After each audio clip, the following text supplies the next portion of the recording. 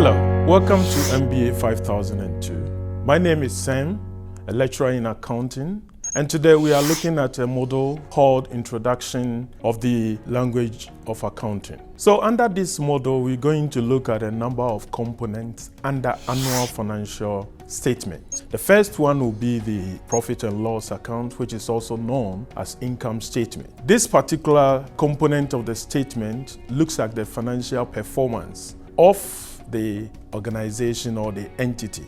We're also looking at the balance sheet, which is also known as statement of financial position. We also look at the notes to the financial statement, because every financial statement should have notes, which basically tells what happens in the financial statement.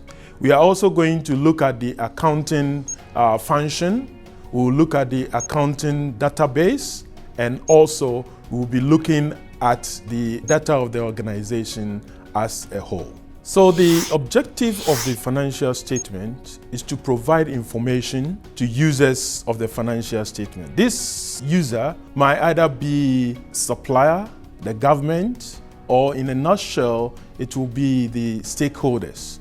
And so the company will have to provide information to these stakeholders so that they will make informed decision. Now, companies do prepare what we call general purpose financial statement. And what we mean by general purpose financial statement is that statements are prepared or information is provided to stakeholders. Now, there are various stakeholders we have for each and every entity, and therefore the information for each of them will be different. However, entities provide a common set of information so that it will be beneficial to all these stakeholders. And that is why it is called general purpose financial statement. Now, because there are various stakeholders for each entity, and entities prepare this information at a cost, there is a form of reluctance on the part of entities to provide the necessary information to the stakeholders. However, stakeholders need this information in order to make informed decisions. It is important to actually regulate what is provided to shareholders and what the company can afford cost-wise to provide to these stakeholders. And so there is accounting regulation. Now, who regulates these accounting practices? Basically, we have the government. So the government will come in to regulate. We also have the stock exchange, who also will regulate. We have also the professional accountant and even private organizations who do these regulations. And we are going to take them one by one and look at how they do this. It is also important to note that some entities with a peculiar or unique characteristics will have a different form of regulation, such as the financial institutions and then the banks. Now, the government regulates accounting to make sure that there is no fraud and no misrepresentation in the financial statement. Now, for this reason, the government uses accounting laws, uses commercial laws, and also the government uses regulatory agencies to make sure that accounting is regulated in any jurisdiction. Now, the government, for the purposes of tax, also regulates this accounting so that tax collection will be smooth and fair. Another body that regulates accounting is the stock exchange. Now, in almost every country, there is a stock exchange that regulates this accounting. However, the stock exchange regulates only listed companies. In other words, companies that are not listed on the stock exchange are not bound by the rules and regulations of the stock exchange. Now, in some jurisdiction, the government takes over the stock exchange. So, for instance, in the United States of America, we have the Securities and Exchange Commission, that is the SEC, that regulates accounting. But this pertains only to the listed companies. The EU, that is the European Union, also have its own body that takes care of the stock exchange and therefore regulates accounting through that. Another body that also regulates accounting will be the private sector. It's very interesting because one may ask, why should a private sector regulate accounting? But that is so because audit industry and other companies will want to ensure that there is fairness in reporting. And so they delegate technical committees, competent people to come together to facilitate rules and regulations that will govern accounting. Now, they sponsor these companies or these technical bodies so that they will come up with rules. Their rules are basically made faster than that of the government. So avoiding the bureaucratic governance of the government and going through the quick way to come up with very important yet enforceable rules for accounting. An example is International Financial Reporting Board. They come out with regulations that govern accounting basically for the entire world. That is, all countries that are members of this organization. A counterpart to the IFRS, that is the International Financial Reporting Board or standard, is the counterpart in the United States, which is the FASB, that is the Financial Accounting Standards Board. And these two bodies, that is the IFRS and FASB, they are made up of technical committees that are able to come up with rules and regulations that govern accounting in these jurisdictions. Now, we have other international bodies that are involved in the making of rules for accounting or regulating accounting. One of them is the International Accounting Standards Board that issue standards on accounting called International Financial Reporting Standard. Now, these standards are issued for over 100 countries. Even though it's not compulsory, companies or countries have found it good to adopt these standards, and that is what is used around the world globally.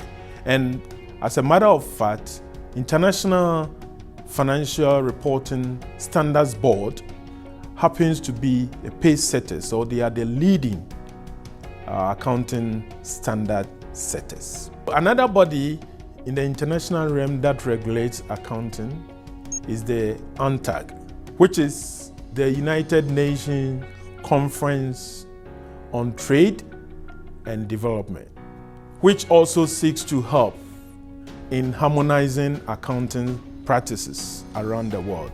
We also have International Federation of Accountants. This is made up of experts and professional bodies in accounting who also seeks to ensure that accounting is regulated around the globe. So for financial statement to be useful, it has to give information about future prospects of net cash flow. So stakeholders want to find out, especially shareholders, want to find out what is the net cash flow.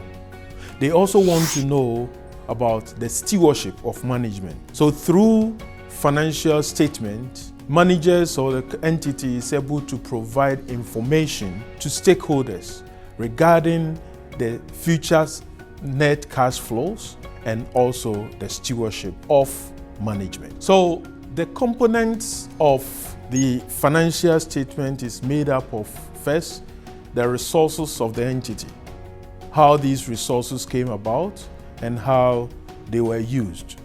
Again, there is another aspect, which is the claim against these resources and whether these claims change over time. So we look at the resources the company have, we look at the claim against the resources and whether there has been a change over time during this reporting. Now, for information to be useful in terms of decision making, there are certain attributes that underpin them. Now, for these attributes, they are categorized into two. there are fundamentals and then the enhancement. So what that means is that there are fundamental characteristics of this information. Then we also have enhancement, that is the characteristics or attributes that enhance these fundamental attributes. In any case, both the fundamental and the enhancement are constrained by cost, because entities do not want to incur more costs. But one important factor that we need to understand is the fact that information provision comes at a cost. And so these characteristics are constrained by cost. Now let's look at these characteristics one by one. Under the fundamental characteristics, we look at what we call relevance. For the financial statement to be useful, or the information provided by the entity to be useful, it has to have the characteristics of relevance. What we mean by relevance come under 3 items. So for information to be relevant, it means that there are 3 possible attributes to that. Now these attributes are the predictive value, confirmatory value, and then material. Predictive means that you are able to predict, based on the information, you are able to predict what is going to happen ahead. And you can also confirm. So the information should be able to confirm what has actually happened. And we also talk about material. In fact, materiality is a bit subjective. It's subjective because what is material for one company might not be material for another.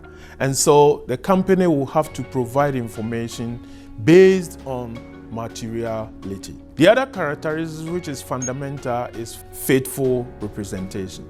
Faithful representation basically looks at the neutrality of the information. In other words, what is provided is neutral and then is free from error. Now, if we say free from error, it doesn't mean that there is no error in the financial statement. What that basically means is that it reflects the standard and it reflects the rules of the accounting. Another attribute under the faithful representation is completeness. And so the information that is provided should be complete.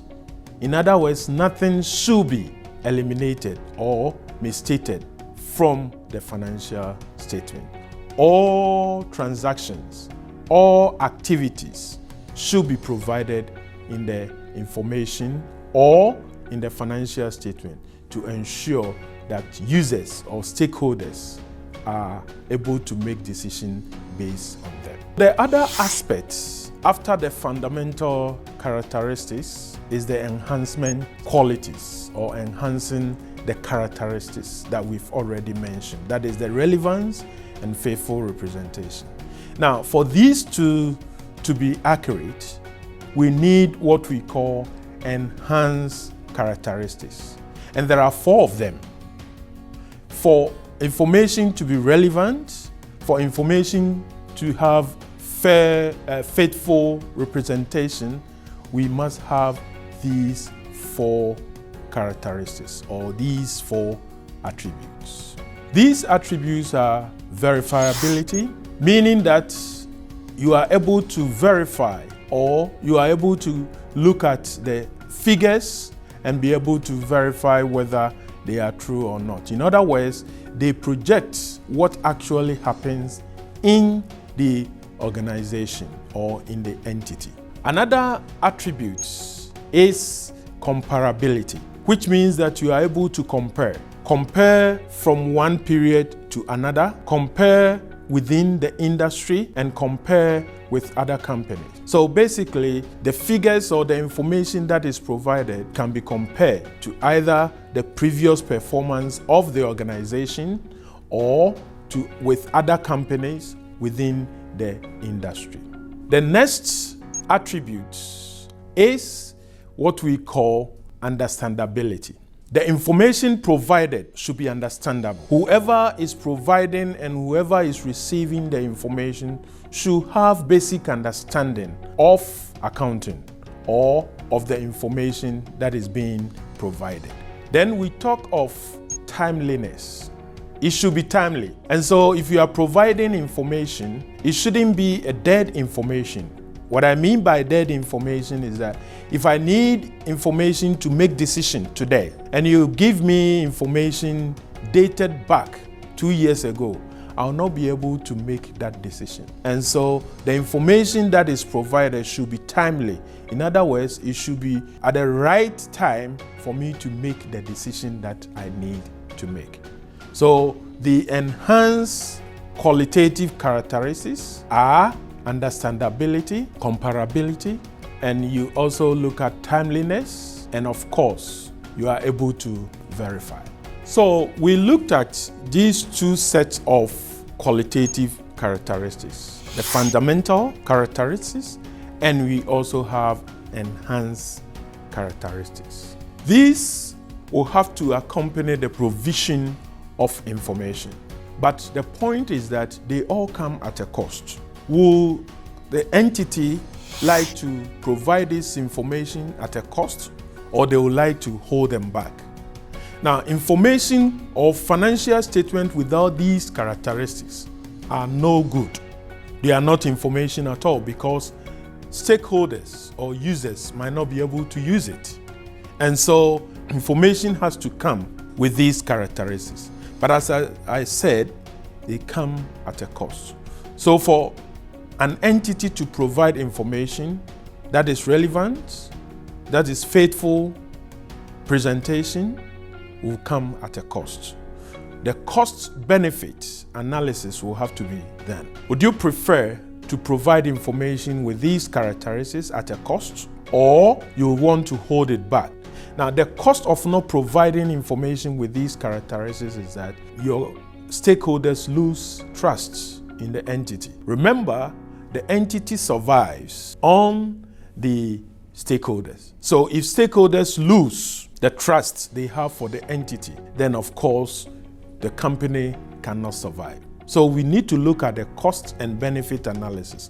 What is the benefit of providing information to the users using these characteristics or applying these characteristics? It is very important. And it is also important to note that you rather have to provide this information with these characteristics so that stakeholders will make informed decisions rather than to provide anything at all which might not be information. And at the end of the day, you will lose the trust that stakeholders have for your company. Because once they lose that trust, it is dangerous for the entity. So we look at information provision from the point of view of accountants. And therefore, accounting is seen as information system. Now, what is system? System is anything that has components, various components. So various components working together to process data and then provide information. Now, data is not information because data needs to be processed and then information comes out. So business transactions are seen as data where it is then processed and then information comes out of that. So accounting is information system because data is processed and information is given out. Therefore, there are three components of a system: input, process, and output. Now, the input is the business transaction that occurs within the business. And this transaction or this data is then processed through various channels, and then we get output, which is information. This information is given out to users so that they can make informed decisions. Aside the accounting as information system, there is what is also known as functional transaction processing system. So the functional system is the interaction between accounting transactions and operational department.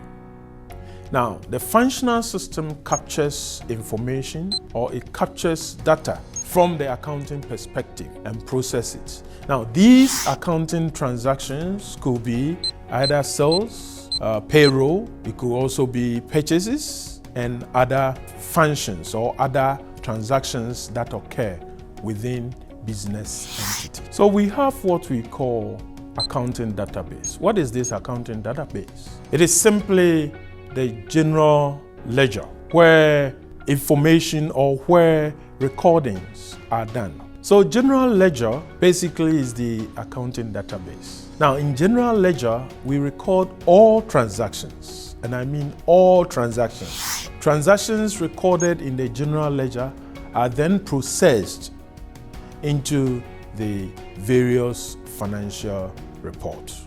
So in recording the transactions of the business, this is done in the general ledger, coming from various individual sources and processes.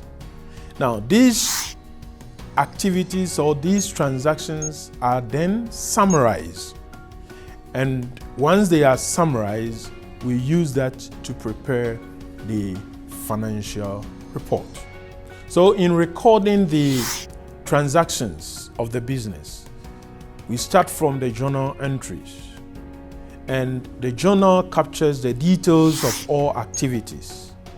And then later on, they are transferred into the ledger.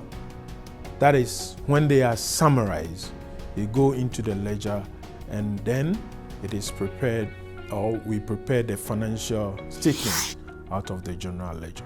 So how is data organized in the general ledger? Now normally, general ledger will have two columns. Basically, it has the debit column and it has the credit column. It also has commentary as to a summary of what that entry is about. And then also the referencing. Because we are looking at various accounts and various items under the transaction, it is important that you give reference to each of the transactions so that it will be easy to locate if you want to find any transaction. So it is important to note how data is organized in general ledger. Remember, accounting is based on what we call double entry principle. You must have two entries, the debit and then the credit. And in each of these, we have also the cross-referencing so that it will be easier to trace any transaction as it deems fit. So this brings us to the end of the model. If you have any doubt or if you have any question, refer to the email below. I'll see you another time.